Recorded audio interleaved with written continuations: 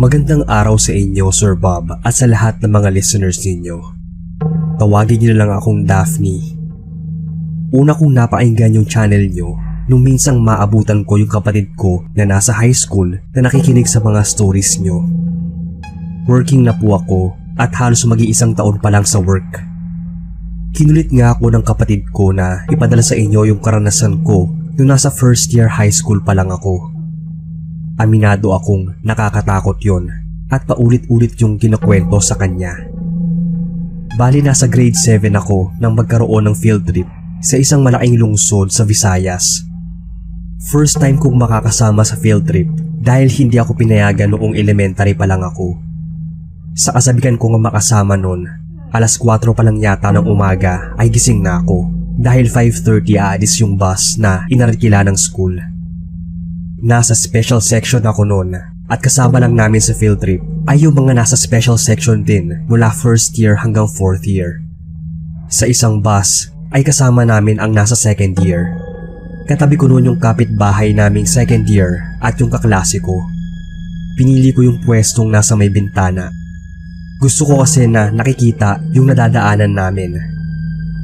Nasa kalagitnaan pa lang kami ng biyahe noon ay tulog na yung dalawang katabi ko. Samantalang hinawi ko noon yung kurtinang nakatabing sa bintana at pinagmasdan ko yung nadadaanan naming tanawin. Medyo may kadiliman pa noon dahil maaga pa, kaya nakasandal lang ako sa bintana at pinilit kong makaidlip. Kaso lang, bigla akong napatuwid ng upo noon nang may makita ako sa labas. Isang babaeng nakatayo sa gilid ng kalsada. Nung una ay hindi ko yun pinansin dahil normal lang naman ang may mga nag-aabang na sasakyan sa tabi ng daan. Ang hindi lang normal ay mag-isa lang siya at may kadiliman pa. Delikado at nakakatakot para sa isang babaeng parang nasa college pa lang nun. Kapag naaalala ko yun ay may munting kilabot akong nararamdaman. Kasi kung ako yun ay tiyak hindi ako makakatagal sa kinaroroonan nito. Pero mas lalo akong nangilabot noon, Sir Bob, dahil lang mapadaan kami sa madilim na bahagi. Nakita ko ulit yung babaeng yun. Parehong damit at kulay nito yung suot ng babae. Kaya nagtaka ako kung paanong nangyari yun. Inisip kong baka nagkamali lang ako nang nakita at ibang babae yun. Kaya tinignan ko yung suot nito. Pero inantok na talaga ako noon at naidlip na nga. Nagising na lang ako nang huminto yung bus. Agad akong napatingin sa labas. Medyo maliwanag na nung mga oras na yon. Kaya huminto yung bus dahil may aksidente pala sa unahan.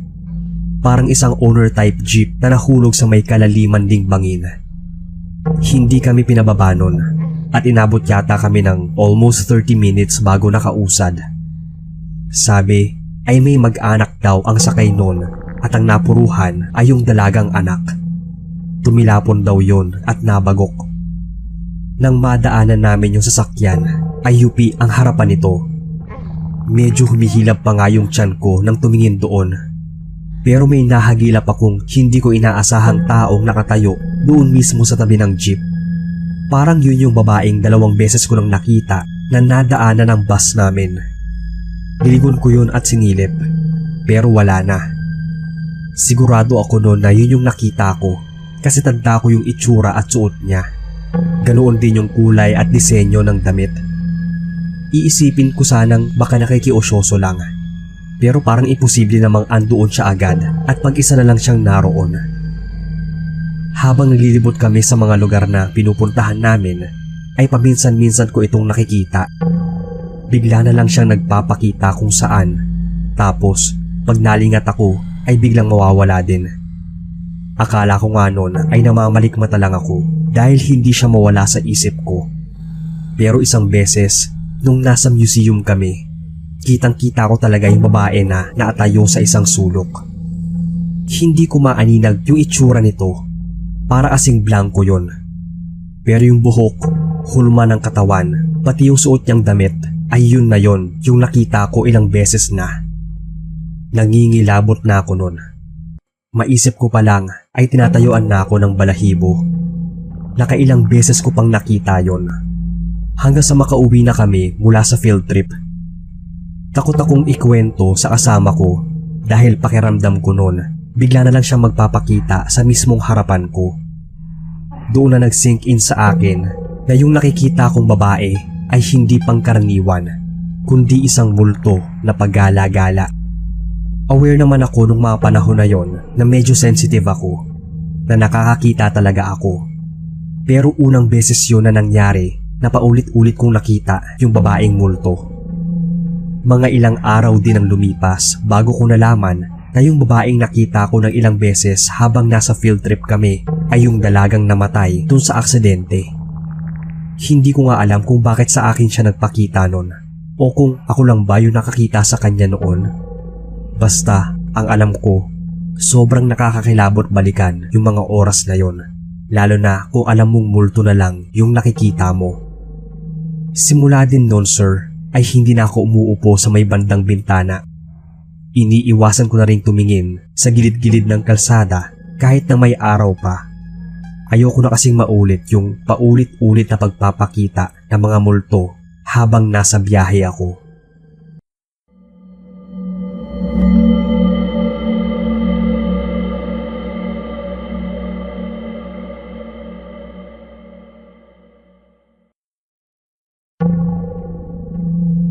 Hello po sa lahat. Tawagin niyo na lang akong Iris, taga Visayas, at ngayon ay nakatira na sa Malate, Manila. Nag-work ako bilang staff sa isang food house dito sa Manila. Madalas kapag walang customer ay nakikinig kami ng mga katatakutan sa YouTube. At isa nga po yung channel nyo sa pinakikinggan namin. Sana ay mas lalo pang makilala at lumago ang channel nyo, sir. Itong kwentong ibabahagi ko ay karanasan ko noong nag-aaral pa ako sa high school. Magpapasko noon na magkaroon kami ng field trip sa city na kinaroroonan din ng bayan namin. Hindi ko na lang po sasabihin ang eksaktong lugar, basta nasa Western Visayas ito. Pinakadulo na ang bayan namin sa lungsod at malayo-layo din yung biyahe. 3 bus yata yun na inarkila ng school namin. Katabi ko yung dalawa kong kaibigan na sina Jasmine at Ana sa upuan. Hanggang sa maarating kami sa unang destination namin ay hindi kami naghihiwalay. Isang factory ang una naming pinuntahan. Sunod ay isang university naman. At yung panghuli ay yung isang lumang museum. Nasabi ko pong luma dahil mahigit 40 years o 4 na dekada na itong nakatayo. Medyo burado na nga yung mga pintura nun. At may mga cracks na rin yung dingding. Pero masasabi kong isa ito sa may pinakamaraming antique na kagamitan at magandang kaanyuan.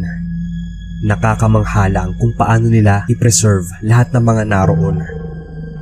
Naglibot-libot kami doon at ang maarating kami sa isang silid kung saan nakalagay yung mga lumang gamit nung nakaraang digmaan. May pagkamangha at kaunting kilabot akong naramdaman. Bata pa ako noon at medyo matatakutin talaga, lalo na sa mga bagay na bihira ko lang din makita tulad ng isang ribultong nandoon. Iniiwasan ko nga yung tingnan sa buong paglilibot namin. Pakiramdam ko noon ay nakasunod yung mga mata niya sa akin. Nawala lang yun sa isip ko nang lumabas na kami. Pero nang magpasama akong mag-CR sa kaibigan ko, may napansin akong parang biglang dumaan sa may dulo ng hallway kung nasaan yung CR ng museum. Hindi sana ako magre-react kung yung nakita ko ordinaryong tao o normal na tao lang. Pero sigurado ako noon na yung nakita ko ay isang nilalang na nakalutang. Kasi kung hindi yun nakalutang, naabutan ko pa yun sa hallway. Napakabilis lang noon dumaan at hindi yun nakita ng 2 friends ko kahit pareho lang kaming naatigin sa unahan. Ang napansin ko pa noon ay parang hindi pamilyar yung suot nito. Nakabarot saya siya na kulay itim pero wala itong suot na pangyapak. Hindi ko nga rin nakita yung mga paa nito. Yung suot lang nitong saya yung nakita kong nakalutang. As in nakaangat siya mula sa sahig. Ayaw pa nga nung maniwala ng mga kaibigan ko kaya hindi ko na pinagpilitan pa. Pero pagkatapos kong magbanyo noon, bigla na lang akong nakaramdam ng pagkahilo. Bigla din akong nasuka sa di malamang dahilan. Hindi na ako nakapagdibot noon dahil pinaakyat na ako sa bus ng teacher namin at pinagpahinga. Pinakain pa nga niya ako ng biskwit at pinainom ng gamot para sa hilo. Baka daw sa mahabang biyahe kaya nangyari sa akin yon. Pero nang nasa biyahe na kami pabalik ay biglang sumama yung pakiramdam ko.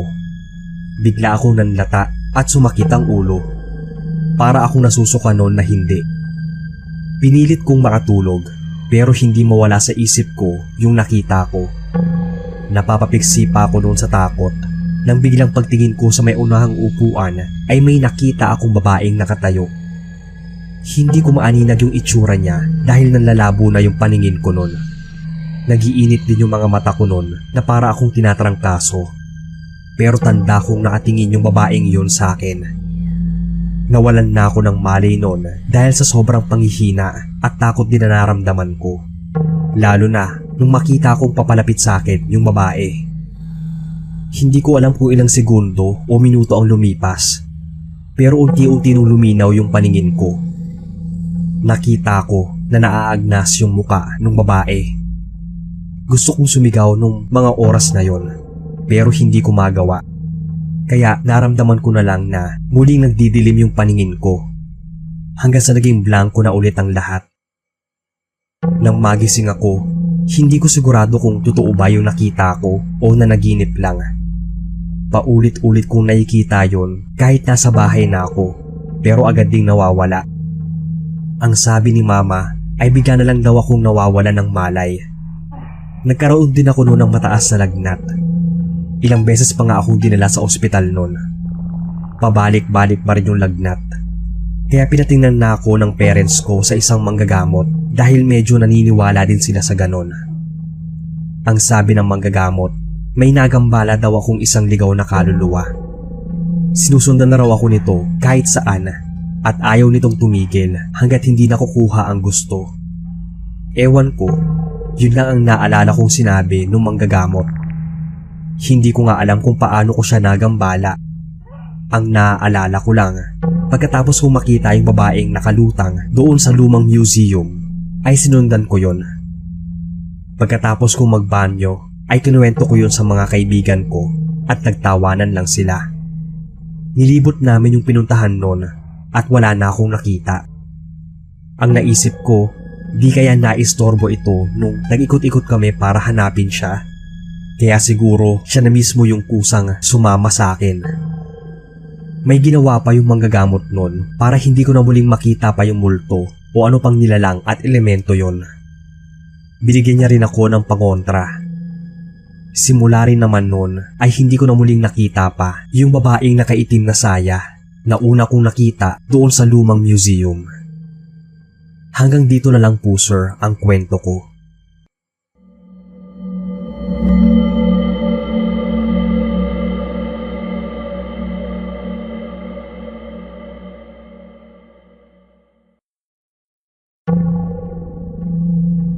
Hello sa inyo, Boss Bob. Tawagin niyo na lang akong Luisa, 33 years old, taga Cavite, pero working dito sa Makati ngayon. May kapatid ako na itago na lang natin sa pangalang Malu. Mas matanda ako ng 3 years kay Malu. Kaya nung nasa 4th year ako, siya naman yung nasa 1st year sa secondary. Isa sa naging problema noon ng mga magulang ko ay yung pagiging sakitin ni Malu. At isa pa, kapag nagkakasakit siya ay kung ano-ano ang sinasabi niya at nakikita na para siyang sinasaniban. Kaya nang magkaroon ng field trip yung school namin ay sa akin pinatabi yung kapatid ko sa bus. 12 years old pa lang siya noon at 16 naman ako. Kung tutuusin ay bata pa talaga siya. Voluntary sa buong year ang field trip at gustong-gusto talaga niyang sumama. Ako naman, ang habol ko ay yung extracurricular points. 4 doon yung pupuntahan naming lugar. Yung paggawaan ng mga juice, explorarium, university at amusement park. At nang pauwi ay dumaan kami sa isang mall. Hindi ko hinihiwala yung tingin ko kay Malu. Maya't maya ko siya hinahawakan sa kamay. Walang nakakaalam ng mga nangyayari sa kanya maliban sa amin at sa malapit naming mga kamag-anak. Maayos naman siya sa unang 2 lugar na pinuntahan namin. Pero nung nasa isang university na siya ay bigla siya naging balisa. Siya na yung mahigpit na humahawak sa braso ko at parang may iniiwasan siyang tingnan. Lalo na nung andoon na kami sa isang room na tinatawag nilang science lab. Napansin kong napapapikit siya at bumabaon yung kuko niya sa balat ko. Tinanong ko siya kung anong nangyayari sa kanya. Umiiling-iling lang siya nun na parang takot na takot. Panayaya niya sa akin na lumabas na kami. Kaso lang ay nakabantay naman yung mga teachers namin. Sinabi ko sa kanya na pumikit lang hanggang sa matapos yung introduction ng isang teacher na nagsilbing tour guide namin. Nung lilipat na kami sa ibang room ay bigla na lang kumisay-kisay noon si Malu. Hindi agad ako nakakilos noon sa sobrang pagkabigla. Dinaluhan na siya ng ibang students at teachers noon. Habang ako noon ay naatitig lang sa kanya. Shock na takot ako sa anong pwedeng mangyari sa kapatid ko, pero hindi ako makakilos. Alam ko na kasi kung anong nangyayari sa kanya. Sinasapian siya. Akala nila ay inatake lang siya ng epilepsy noon. Pero alam kong may nakita siyang kakaiba dun sa science lab pa lang. Pero ayoko nang gumawa ng eksena. Saka lang ako nakakilos noon nang yugyugin na ako ng classmate ko. Nataranta kong dinaluhan si Malu. Agad ko siyang sinuotan ng dala kong rosary. Naasanayan ko ng bitbitin yon kahit saan, lalo na kapag kasama ko yung kapatid ko. Isa din kasi yon sa proteksyon niya. Hindi sila makapaniwala na sa dami nilang pumipigil sa kanya ay nagagawa pa rin niyang makapalag doon. Pero nang isuot ko sa liig niya yung rosary at sinimulan ko siyang dasalan noon, bigla siyang napahinto sa pagpalag. Nagsipagdasal na rin yung ibang kasamahan naming naroon. Nang mahimasmasan si Malu ay bumalik na kami sa bus na sinakyan namin. Napansin kong nanginginig pa rin siya noon. Pinakalma ko muna siya noon at pinainom ng tubig. Nang maayos na ay tinanong ko kung ano ba yung nakita niya. Halos mangyak-yak siya na magkwento. Habang nasa loob daw kami ng science lab ay may naramdaman daw siyang kakaiba. Yung parang may nagmamasid sa amin at nakaramdam din siya ng kilabot at pagbigat ng dibdib. Ganoon raw yung nararamdaman niya bago siya mawala ng malay o bago mawala sa sarili. Biglang bumibigat yung pakiramdam at nahihilo siya na parang nasusuka. Nang igala daw niya yung paningin niya sa buong room ay may nakita siyang aninong nakatayo sa isang sulok. Pilit daw niyang inaninag kung ano yon dahil baka nalalabo lang yung paningin niya. Nung una ay anino lang daw ito, pero nang titigan niyang mabuti ay bigla itong nagkaroon ng hugis nang parang sa isang napakalaking tao daw na nakatayo lang doon sa sulok. Kitang-kita niya na namumula yung mga mata nito at nagkatitigan daw sila. Yun yung huli niyang natandaan. Ramdam kong kinikilabutan pa rin siya kahit na makauwi na kami noon. At kahit ako ay nangilabot din sa kwento niya at sa nangyari sa kanya.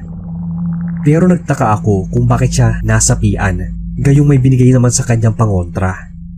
Sinabi niyang nakalimutan daw niyang isuot yon matapos maligo. Kaya naman, muli siyang sinapian doon sa field trip namin.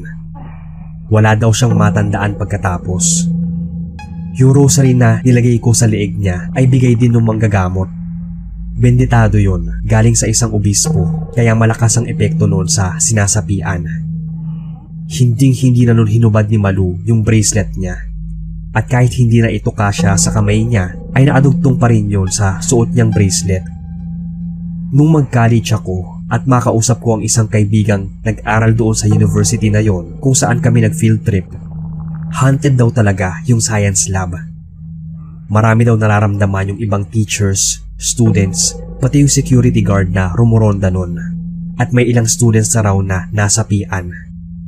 Sa likod kasi ng science lab, may isang napakalaking puno ng akasya. Maaaring doon daw naninirahan yung nilalang na yon na nagpaparamdam doon sa room. Sabi nila, kung di daw kapre, ay maaaring isang itim na engkanto o elemento ang nandoon.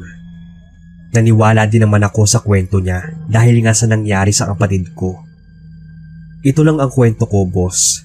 Sana ay mabasa ninyo.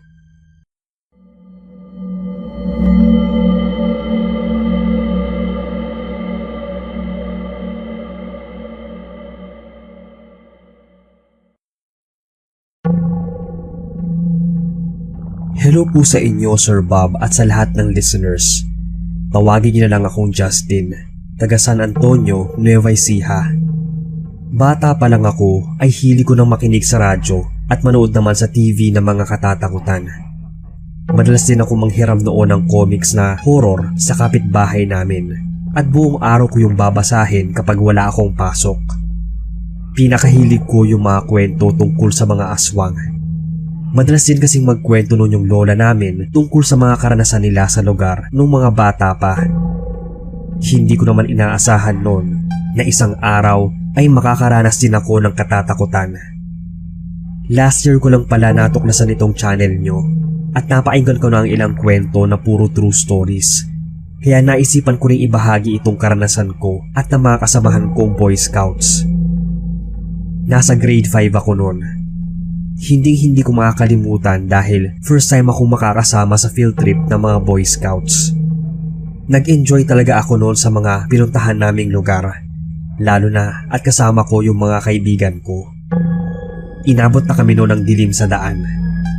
Yung mga nakatira sa bayan ay isa-isang binababa at yung mga taga-baryo naman katulad ko ay sa mismong school na namin kami bumaba. Sinundo na lang ako noon ni Papa sakay ng tricycle ng kumpare niya. Pero nangyari ang karanasang yon nang huminto kami sa di gaanong pamilyar na lugar para magbawas ng kinain at tubig sa pantog. Sa isang plaza yon na may public CR. Mag-aalas 8 pa lang yata yun ng gabi at walang katao-tao na. Nag-uunahan pa kami noon na magbanyo. Habang nasa loob kami ng 3 maliliit na cubicle noon, kasama yung 2 Boy Scouts na mas matanda sa akin na nakasama ko sa field trip. At ang ilang kasama namin ay nasa labas pa at nakapila. Pati yung kasama naming 2 guro na puro lalaki. Maya-maya noon, nakarinig kami ng kaluskos. Yung kinaroroonan kasi ng banyo ay mapuno na at madamo ang likuran. Yun yung part na mapuno at medyo nakakatakot nung time na yon. Ngayon kasi ay maayos-ayos na yon. Yun na nga, biglang may kumaluskos sa likuran ng palikuran. Sunod ay nakarinig kami ng mahinang huni mula sa itaas. Kaya minadali na kami noon ng ibang kasamahan namin at guro na bumalik na sa sasakyan. Medyo nataranta na nga sila nang marinig yung huning yon. Nagmamadali na rin ako maghugas. Paglabas ko ng banyo noon ay hinihintay na lang pala ako ng kasama naming guro. Hinila na niya ako pasakay ng bus. Narinig pa namin noon yung mabilis na paggalawan ng mga sanga ng puno at may hinang kalusko sa may damuhan. Nang nasa bus na kami at mapaandar na, nakarinig pa kami noon ng pagbagsak ng mabigat na bagay mula sa bubong ng bus. Ilang minuto ring nag-iingay yung nilalang na yon sa taas. May kakaluskusin nito at minsan ay para itong patalon-talon pa. Nang medyo makalayo na kami, ay bigla rin tumigil yung ingay sa bubong. Pero bigla namang napahinto nun ng bus na sinasakyan namin. Bumusina ng bumusina yung driver. Kwento ng guro namin, may bigla daw humarang na malaking hayop sa daan. Akala nga raw nila ay kalabaw na tatawid lang. Pero huminto daw yun sa gitna. Hindi kami makaalis sa inuupuan namin dahil sa takot. Nang mailawan daw yun ang headlight ng bus, ay hindi yun isang kalabaw, kundi napakalaking aso. Umalis naman yun nang di tumigil sa pagbusina yung driver. Nang paanda rin na yung bus at ang yung babanggain ito ay bigla raw yung nawala. Naging tuloy-tuloy ang biyahe namin at kanya-kanya kami ng kwentuhan pagdating sa amin. Buti na lang at walang masamang nangyari. Nasisiguro daw nilang aswang yung nakita at humarang sa amin noon. Nagkataon lang din siguro na doon kami huminto sa lugar kung saan naman ito naglilibot-libot. Sobrang tagal na noon pero kinikilabutan pa rin ako, lalo na kapag napapadaan sa bayang yon. Malayo na sa dating itsura ng plaza, ngunit mapuno pa rin yon. At paeramdam ko, anumang oras ay may dadapo at lalabas na nilalang mula sa punong yon. Sana sir ay mapasama ninyo itong kwento ko sa inanarate ninyo.